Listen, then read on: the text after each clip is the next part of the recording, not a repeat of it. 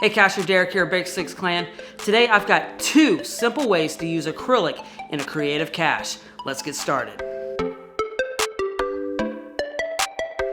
Okay, so one of my other favorite items to work with is actually acrylic. It's pretty easy to work with, and I've used it for a lot of different things when I'm doing these different creative caches or even just some gadget caches to do some really nice stuff.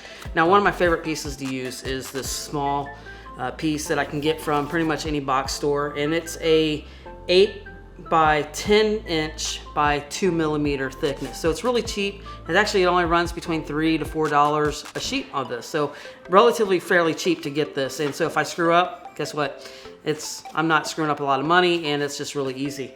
Now, I also have a lot of little scraps laying around, and I'm always trying to figure out different ways to be able to use this to create something different. And I came across a video on YouTube kind of showing some different ways, and I was like, you know, that's a really cool way. And I've kind of seen this in a cache before, but I wanted to show you a way that I would do it with some simple tips. So what I have right now is I have 3 small pieces of acrylic here in my hand. What this will do is I will take this piece of acrylic, and I want to do a 4-digit combination on this acrylic. Now, I want it to be able to, when you line it up, to be able to do the combination, but you're gonna have to turn it different ways to get the different numbers in there. So kind of a little bit different, but at the same time, I want it to be a lot of fun, but pretty easy to make.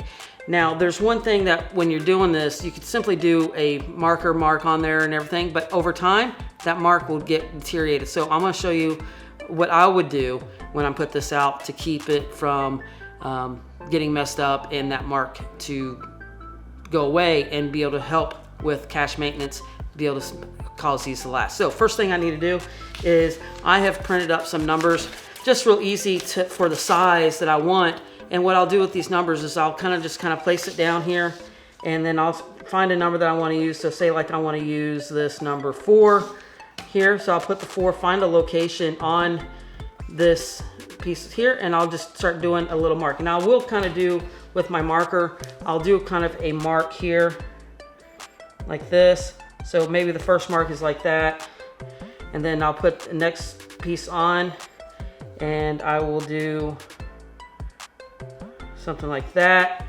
and then maybe on the last piece I'll do the last mark. Okay, so I'll do the last mark on the last piece there. So now each one of these pieces has its own mark, and you got to figure out what that number is going to be. And so I'll go ahead and go and do that to all the different numbers, and then I'll show you how I'll make this last.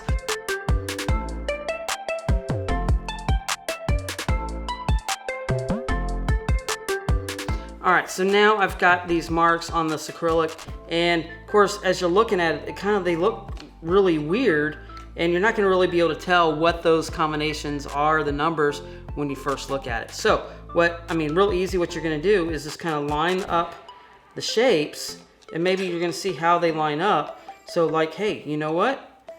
That looks like an awful lot like a 4. And you would just do that for each one of these. Now, having it with a marker is great, and that's a really great way of getting everything set up. But how are you going to make this last? And that's what I wanted to go through, and how I'm going to make this last. So what I'm going to do is I'm going to take my Dremel tool, and I've got an etching tool in there. And what I'm going to do is just kind of go over there and etch that into place. And that way it's going to last. I can actually cut all the way into it and create the whole hole itself. That might work as well, and that might be another good way. But what I'm going to do is just kind of use this, and this will cause it, even if it gets scratched or anything like that, this will be deep enough that it won't really deteriorate, and you'll be able to not have to go out there and do that cache maintenance, which I always push on cache maintenance, make sure that the caches are being maintained properly. So let me go ahead and plug this in, and I'm gonna go ahead and cut these numbers out on this acrylic.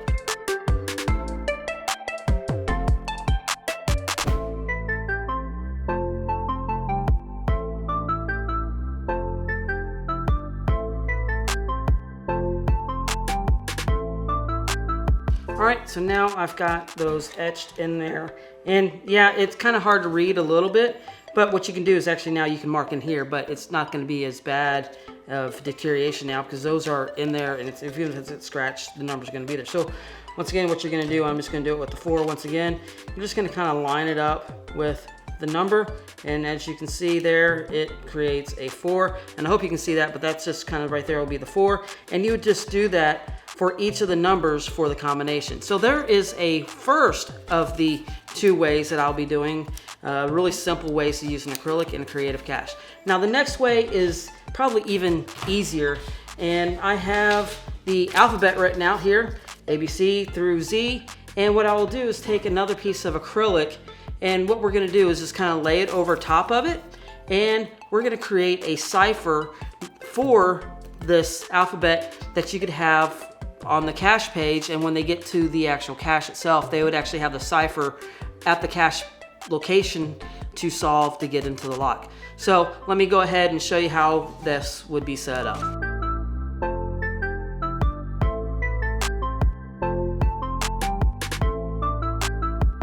Okay, so now I've gotten the letters written out, and the way this is worked, this is actually the cipher or the key to the code.